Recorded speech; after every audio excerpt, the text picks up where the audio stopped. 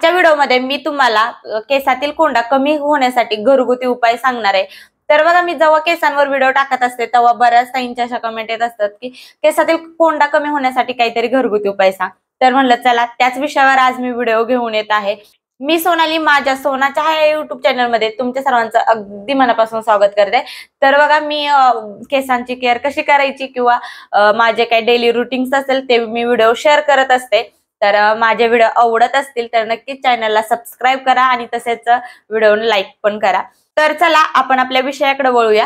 केसात कोंडा कशामुळे होतो हे पहिल्यांदा आपण जाणून घेणार आहोत आणि त्यानंतर आपण त्याच्यावरले उपाय बघणार आहोत। आपल्याकडून अशा काही चुका होतात की जेणेकरून केसातील कोंड्याचं प्रमाण वाढत जातं। तर त्यातील पहिली चूक म्हणजे जे की आपण केस धुल्यानंतर आपण वेळेवर सुकवत नाही, तसेच बांधून ठेवतो। कामात राहिल्यानंतर आपल्याला केस मोकळे नको वाटतात किंवा व्यवस्थित पुसत नाही आपण केस, त्यामुळे केसातील मग कोंडा जास्त वाढतो, जेणेकरून केस स्कॅल्प ओली राहते आणि बुरशी चढते त्यात आणि मग त्यानंतर मग ते कोंड्याचं प्रमाण वाढत जातं। आपल्याला हिथं काळजी घ्यायची आहे की केस धुल्यानंतर व्यवस्थित सुकवायचे आहेत, लगेच छान पुसूनही घ्यायचे आहेत। तर हे तुम्ही तर व्यवस्थित केलं तरीही केसातील कोंडा कमी होण्यास मदत होईल।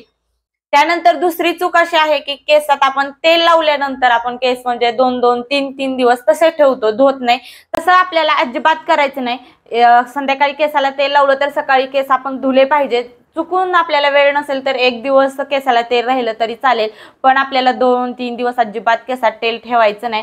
जेव्हा आपली स्कॅल्प तेलकट राहील तेव्हा पण आपल्या केसात कोंड्याचं प्रमाण जास्त प्रमाणात वाढतं, त्यामुळे आपल्याला स्कॅल्प अजिबात ओली किंवा तेलकट ठेवायची नाही। जेवढी आपल्याला स्वच्छ ठेवता येईल तेवढा स्वच्छ ठेवण्याचा नक्की प्रयत्न करा, जेणेकरून आपल्या केसातील कोंडा कमी होण्यास नक्कीच मदत होईल। केसातील कोंड्याचे प्रकार पण खूप वेगवेगळे आहेत की जे की काहींना म्हणजे एकदम पिठासारखा कोंडा असतो, तर काहींना एकदम स्कॅल्पला चिटकून कोंडा असतो आणि त्याची खाज पण खूप जास्त प्रमाणात होत असते। तर असे वेगवेगळे प्रकार आहेत कोंड्याचे। आणि त्याचबरोबर वातावरणात जसे बदल होतात त्याचप्रमाणे आपल्या केसातील कोंड्यातही बदल होतो। हिवाळ्यात बघा आपली स्कॅल्प खूप ड्राय पडते, त्यामुळे खूप प्रमाणात कोंडा हिवाळ्यात आढळून येतो आणि खाज होतो तसा कोंडा आढळून येतो जो की हिवाळ्यात होतो। आणि पावसाळ्यात आणि उन्हाळ्यात म्हटलं तर कोंडा जरा कमी प्रमाणात राहतो केसात। तर बघा, आपण एवढी सगळी ही काळजी घेऊन तरी आपल्या केसात कोंडा असेल तर आपण काही घरगुती उपाय पाहणार आहोत, जे की एकदम सोपी आणि साधी रेमेडी आहे की जे आपण आपल्या घरातच आहेत सगळ्या गोष्टी आणि जास्त काही लागणारही नाही। खूप सोपी आणि साधी अशी रेमेडी आहे, तर आपण चला बघूया। तर इथं बघू शकता तुम्ही, मी इथं घेतलेले आहेत तमालपत्र, जे की कोणाच्याच घरात असं नसेल की हे उपलब्ध नाही, आपल्याला हे भेटतं आणि आपल्या घरात म्हणजे किचनमध्ये असतंच म्हणजे हे। तर मी इथे एक पातेलं घेतलंय आणि 1 ग्लास भरून पाणी पूर्ण घेतलंय आणि त्यात आपल्याला हे सगळं जे तमालपत्र मी कट करून घेतले जेणेकरून थोडंसं म्हणजे लवकर ते हे व्हावं। तर ते सगळं ह्यात टाकून घ्यायचंय आणि गॅसवर छान त्याला उकळी येऊन द्यायचंय। ती पूर्ण उकळी म्हणजे आपल्याला ते पूर्ण निम्म पाणी बनवायचंय। आणि त्याचबरोबर दुसरं लागणार आहे ते म्हणजे भीमसेना कापूर, जे की आपल्याला आपल्या घरात असेल किंवा दुसरा कापूर असेल तुमच्याकडं तर तुम्ही तो नका वापरू, हाच विकत आणा। तर हा कापूर वापरायचा आहे आपल्याला। तर हे छान इथं उकळत आलंय पाणी, तुम्ही बघू शकता।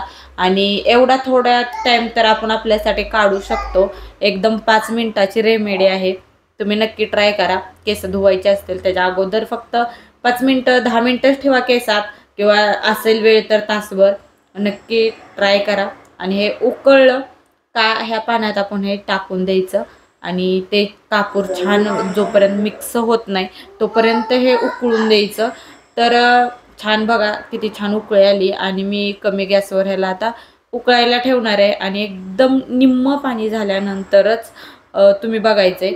तर बघू शकता इथं निम्म पाणी झालं, केवढं पाणी झालंय, 1 ग्लासभर पाणी होतं आणि तमालपत्राचा बी पूर्ण त्यात जो असतो अंश तो पूर्णपणे उतरलेला आहे। आणि पाणी बघू शकता तुम्ही केवढं झालं, एवढं पाणी मला पुरतंय माझ्या केसांना, म्हणजे मला स्कॅल्पलाच लावायचंय, मला काय पूर्ण केसात काही कोंडा नाही। तर बघा, जी काही मी रेमेडी बनवली ती तर तुम्ही बघितलीच, किती साधी आणि सोपी रेमेडी आहे। आपण सहज आपल्या घरात आहे त्या वस्तूत आपण बनवू शकतो। तर आता आपल्याला ही केसांना कशी अप्लाय करायची हे बघायचंय। इथं मी कोपऱ्यात व्हिडिओ लावते, त्यात तुम्ही बघू शकता. तर आपल्याला छान असं 2 पार्टिशन मध्ये केस करून घ्यायचेत की जेणेकरून आपल्याला व्यवस्थित लावता आले पाहिजेत. आणि आपल्याला पूर्ण स्काल्पला ते म्हणजे जे बनवून घेतले ना पाणी ही लावायचंय. त्यात तुम्ही ऑइल पण मिक्स करू शकता, कारण जेणेकरून तुम्हाला ऑइल पण केसाला लावायचं असेल त्या दिवशी तर नक्कीच लावू शकता. तर मी ऑइल ही वगैरे काही मिक्स केलेलं नाही, कारण मला नव्हतं ऑइल लावायचं. मी ते पाणीच फक्त केसांना लावायचे. तुम्ही छान कॉटननी लावू शकता किंवा तुम्ही स्प्रे बॉटलमध्ये बी ते पाणी ओतू शकता, पण कापूर अडकू शकतो स्प्रेमध्ये एखाद्या वेळेस. तर तुम्ही कॉटननी किंवा तुम्ही बघू शकता जे की मी ड्रॉप आहे त्यानं पण खूप छान व्यवस्थित लावता येतं. पूर्ण आपल्या स्काल्पला ते पाणी लागलं पाहिजे आणि ती लावता येतं आणि छान मसाज करून घ्यायची. तर जास्त काय अवघड नाही आणि तुम्ही नक्कीच ही एकदा गोष्ट ट्राय करून बघा.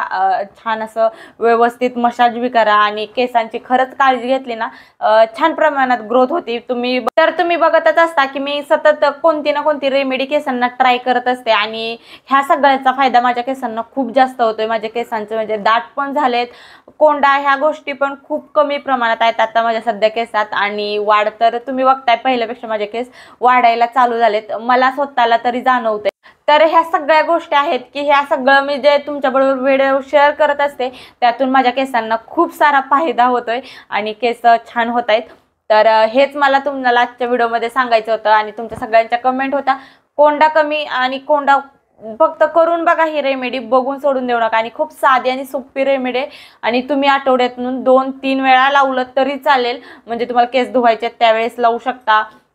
तर काही ताईंच्या अशा बी कमेंट येतील की हे पाणी बनवून ठेवलं तर चालेल का जास्त दिवसांसाठी.